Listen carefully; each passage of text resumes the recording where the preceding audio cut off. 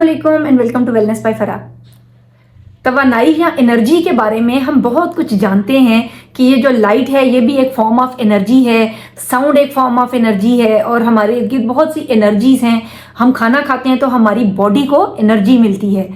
इसी तरह से साइकोलॉजी के अंदर साइकोलॉजिकल कॉन्सेप्ट्स में एक इम्पॉर्टेंट कॉन्सेप्ट है साइकिक एनर्जी का, यानी साइकोलॉजिकल एनर्जी। जैसे बहुत सी एनर्जीज एग्जिस्ट करती हैं हमारे इर्द गिर्द हमारी दुनिया में, ऐसे ही हमारे अंदर साइकोलॉजिकल एनर्जी भी एग्जिस्ट करती है। सिगमंड फ्रॉइड ने साइकिक एनर्जी को टू वेव्स में कंसिडर किया, एक एरोस एनर्जीज और एक थैनोस एनर्जीज। एरोस एनर्जीज वो चीज़ें जो हमें खुशी देती हैं, हमें प्लेजर देती हैं और हमारी रूह के लिए ज़रूरी हैं और हमारी रूह को तमानियत और सुकून मिलता है। वो सारी चीज़ें जो हमारे लिए बाइसे सुकून हैं, हमारे लिए बाइसे इत्मीनान हैं और खुशी का सबब बनती हैं और प्लेजर प्रोवाइड करती हैं, वो एरोस टेंडेंसीज रखती हैं और एरोस एनर्जीज हैं। यानी ये वो एनर्जीज हैं जो हमारी ज़िंदगी की बैटरी चार्ज किए रखती हैं। जैसे फ़ोन हम चार्जिंग पे लगाते हैं ना तो वो चार्ज हो जाता है, ऐसे ही वो चीज़ें जो हमें खुशी देती हैं, छोटे बच्चे को हग करना, अपनी मर्ज़ी की कोई चीज़ ख़रीदना, खाना अच्छा मज़ेदार पकाना, कोई अच्छी मेमोरी, अच्छी याददाश्त आपके जहन में आना, कोई अच्छा लफ्ज़ पढ़ना, किसी को कॉल करना, आपके मार्क्स अच्छे आ जाना, कोई भी चीज़ जो आपकी ज़िंदगी के लिए बाइस राहत है, सुकून का बाइस है, वो आपके अंदर एरोस एनर्जीज़ को भरती है। और इसको जांचने का पैमाना भी हमारी बॉडी के अंदर मौजूद है, इसके ऊपर भी हम बात करते हैं। इसके मुकाबले में जो थैनोस एनर्जीज़ हैं वो हमें थका देती हैं, फटीग देती हैं, हमें फ्रस्ट्रेट करती हैं, डिप्रेशन में डालती हैं, एंजाइटी क्रिएट करती हैं, हमें तशवीश में मुब्तला करती हैं और इस तरह से वो तमाम चीज़ें जो हम डिस्ट्रक्टिव टेंडेंसीज रखती हैं हमारे लिए थैनोस एनर्जी कहलाती हैं। तो इस तरह हम डे टू डे लाइफ में बहुत सी अच्छी चीज़ें सीखते हैं, अच्छे लोगों से मिलते हैं, हमें बहुत सी खुशियाँ मिलती हैं। इसी तरह हम बहुत से गम और बुरे वाक़यात से दो चार होते हैं, हमें इंसल्ट किया जा रहा है, हमारे ऊपर कुछ फाइनेंशियल प्रेशर्स हैं, हम साइकोलॉजिकली अपने आप को अनकम्फर्टेबल महसूस कर रहे हैं, हमें लगता है कि दुनिया में कोई हमारा सहारा नहीं है, हमारी कोई बात सुनने वाला नहीं है। ये सारी चीज़ें हमारी जो एनर्जी है इसको घटाती हैं, साइकिक एनर्जी को घटाती हैं। फ्रॉइड का ये मानना था कि एक शख्स के अंदर जब थैनोस टेंडेंसीज बहुत ज़्यादा हो जाती हैं, यानी उसको कोई खैर की खबर नहीं मिल रही, उसकी ज़िंदगी के अंदर कहीं से खैर शामिल नहीं हो रहा और उसकी एनर्जीज ड्रेन होती चली जा रही हैं, फटीग्ड होता जा रहा है, वो थक रहा है अंदर ही अंदर, वो ज़माने के हालात से लड़ते लड़ते थक रहा है, वो अपनी मौशी ज़रूरियात और मसाइल से लड़ते लड़ते थक रहा है, उसकी ज़ाती ज़िंदगी के कुछ मसाइल हैं, बीमारी है, बुरा लाइफ पार्टनर है, उसके अलावा उसकी जो गोल्स हैं लाइफ के, कुछ ख्वाहिशात थी वो नहीं पूरी हो रही और उसको कहीं से कोई एक्नॉलेजमेंट नहीं मिल रही। तो ये सारी चीज़ें इंसान को थका देती हैं और उसकी रूह के ऊपर इतना बुरा असर छोड़ती हैं कि वो जिस्मानी और रूहानी बीमारियों का शिकार होता है, नफ्सियाती तकालीफ का शिकार होता है और या फिर सीवियर केसेस में वो सेल्फ हार्म भी कर सकता है और किसी को भी हार्म कर सकता है, यानी वो किसी को खुदाउज़ बिल्ला कत्ल कर सकता है या अपनी जान ले सकता है, खुदकुशी की तरफ भी राग़िब हो सकता है। तो ये चीज़ें इंसान को ऐसी चीज़ों की तरफ लेकर जाती हैं जो डिस्ट्रक्टिव हैं। थैनोस का मतलब होता है डेथ टेंडेंसीज, तो डेथ एनर्जी भी इंसान के अंदर शामिल है। हर इंसान के अंदर ये दोनों एनर्जीज हैं, दोनों टाइप ऑफ साइकिक एनर्जीज हैं, एक डार्क साइड है और एक लाइट साइड है। किसी भी इंसान में मुस्तकिल सिर्फ लाइट एनर्जी नहीं हो सकती, यानी एरोस नहीं हो सकता, और किसी भी इंसान में सिर्फ थैनोस नहीं हो सकता। बहुत हद तक हमारी जो पर्सनैलिटी है और ईगो है वो डिफाइन करती है कि वो किस साइड को अहमियत देने वाली है। ईगो क्या है? ईगो हमारा कॉन्शियस है, हमारा शऊर है। शऊरी तौर पर हम चूज करते हैं अपनी डेस्टिनीज को कि हम किन चीज़ों को किस कदर अहमियत देते हैं और किसी को हम अनकॉन्शियस में भेज देते हैं। अनकॉन्शियस में वो मटीरियल जाकर स्टोर हो जाता है और गलना सड़ना शुरू कर देता है। वो भी डस्टबिन अगर वक्त पर साफ ना की जाए तो अनकॉन्शियस भी भर भर कर इतना ज़्यादा भर देता है कि वो सड़ना शुरू हो जाता है और उसमें से बदबू आने लगती है और हमारा लाशऊर हमें बीमार करना शुरू कर देता है। यहाँ से इंसानी बीमारियों की इब्तिदा होती है। तो इस तरह से जितना ज़्यादा हम अपने अंदर अपनी पॉजिटिव टेंडेंसीज को इंक्रीज करते हैं, एरोस हमारे अंदर शामिल होता जाता है। अच्छा, इसके बाद जो सेकंड साइकोलॉजिस्ट जिसका मेजर काम हमारे सामने आता है वो है कार्ल जंग का। मैं कुछ टाइम पहले भी बता चुकी हूँ। फ्राइड का ताल्लुक ज्यूइश फैमिली से था और कार्ल योंग का ताल्लुक एक ऑर्थोडॉक्स क्रिश्चियन फैमिली से था, लेकिन कार्ल योंग ने लेटर लाइफ में क्रिश्चियनिटी को तर्क कर दिया था और रिलीजन को एक प्राइमरी एस्पेक्ट माना था इंसानी ज़िंदगी का और इंसानी नफ्सियात और पर्सनैलिटी का और उसकी इंस्टिंक्ट का। यानी इंसान के लिए मज़हब बहुत ज़रूरी है और मज़हब इंसान को बहुत प्रोटेक्शन देता है from the outer anxieties and outer tensions of the world, कि दुनिया में जितनी भी प्रॉब्लम्स हैं उनको डील करने के लिए हमारे पास एक बड़ा मंबा और सरचश्मा मज़हब हुआ करता है। लेकिन क्रिश्चियनिटी उसने छोड़ दी थी और वो ये बिलीव करता था उसके बाद कि दरअसल जैसे उसने एक फ्री लाइफ गुजारी और फ्री विल के ऊपर उसने यकीन रखा। अच्छा, उसकी जो थेरी का ये मैं जो पॉइंट ऑफ व्यू है दरअसल वो है साइकिक एनर्जी के हवाले से,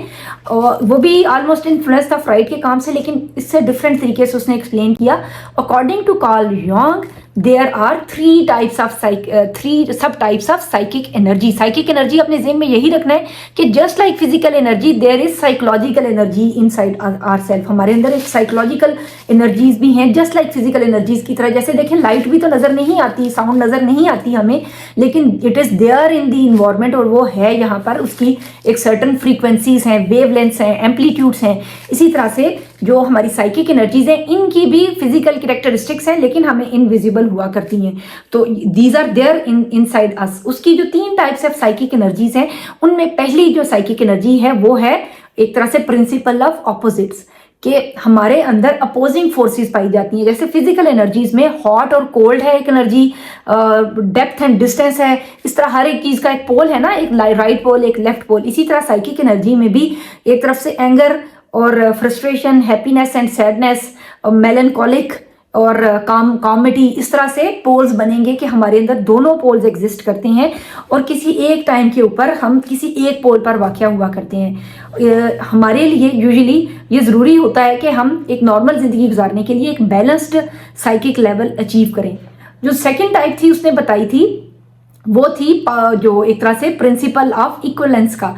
प्रिंसिपल इक्वलेंस का मतलब ये होता है कि मसलन हमें एक काम करके मज़ा आता है, मसलन मुझे पेंटिंग करके मज़ा आता है, अब मैंने पेंटिंग करनी तर्क कर दी है या मुझसे नहीं हो पा रही है या कुछ ऐसी मुझे ऊपर कदगन लगी है कि मैं वो नहीं कर पा रही हूँ, तो अब मुझे कोई नया काम चाहिए जो मुझे उतनी ही राहत और सुकून प्रोवाइड करे। अगर मैंने वो छोड़ा है तो जो नेक्स्ट जो काम मैं करने वाली हूँ उसका उसके इक्वल साइकिक लेवल होना चाहिए, साइकिक एनर्जी लेवल होना चाहिए, अदरवाइज वो हमें परेशान करेगा और हम उसको बैलेंस आउट नहीं कर पाएंगे।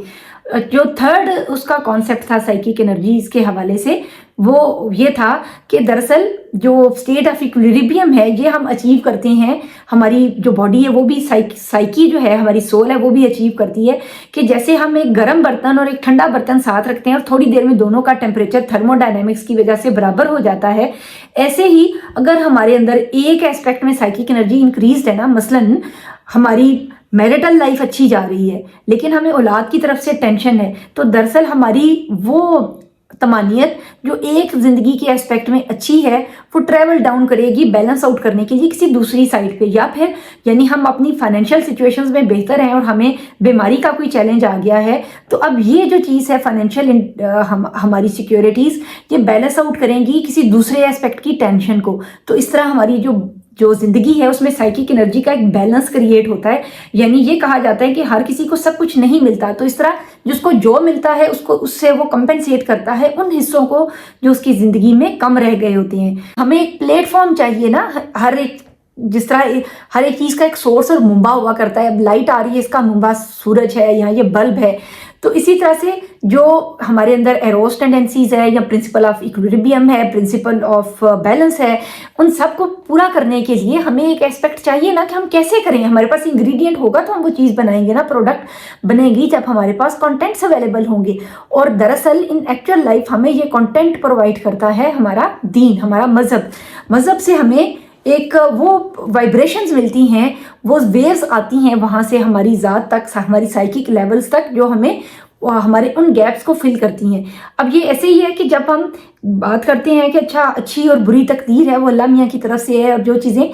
हमें नहीं मिली वो हमारे हक में अच्छी नहीं थी, ऐसे छोटी छोटी हम स्टेटमेंट्स बनाते हैं और ये चीज़ें क्या करती हैं, ये हमारी अफर्मेटिव सेंटेंसेस बन जाती हैं, हमारी पॉजिटिव सेल्फ स्टेटमेंट्स बन जाती हैं जो पॉजिटिव कॉग्निटिव स्ट्रक्चर फ्राहम करती हैं। कॉग्निटिव स्ट्रक्चर साइकोलॉजी की जो मेजर थेरेपीज़ हैं उनमें बहुत इंपॉर्टेंट समझा जाता है। यानी जितने साइकोलॉजिस्ट हैं ना जिनके पास आप जाते हैं वो करते क्या है, दरअसल वो आपकी कॉग्निटिव रीस्ट्रक्चरिंग करते हैं। यही लफ्ज़ बोला जाता है, इसका मतलब क्या है कि दिमाग के जो ख्यालात है ना, ख्यालात इनविजिबल हुआ करते हैं, ख्यालात का ढांचा ख़राब हो गया है, जैसे ये दरवाज़ा है, खिड़की है, ये पर्दा है, ये बुक है, ये ख़राब हो जाती है और हम इसको जोड़ते हैं, इसको ठीक करते हैं, करेक्टिफाई करते हैं और जहाँ हम बीमार होते हैं तो हम डॉक्टर के पास देते हैं और दवाई लेकर हमारी बॉडी बैलेंस हो जाती है। Same way